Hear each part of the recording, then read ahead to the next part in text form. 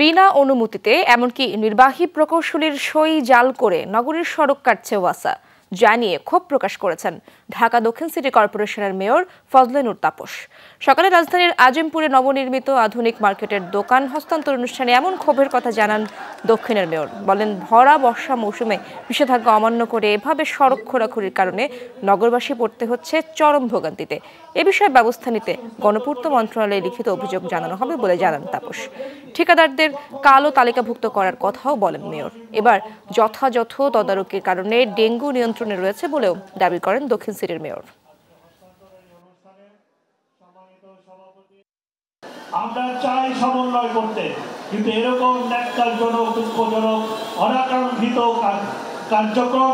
কার্যক্রমে যদি কেউ লিপ্ত হয় তাহলে সমন্বয়ের আসলে কোনো সুযোগ নেই।